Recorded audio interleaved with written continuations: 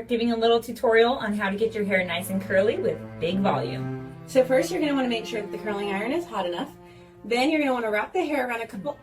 Oh my God, what is that doing? Fire! It's on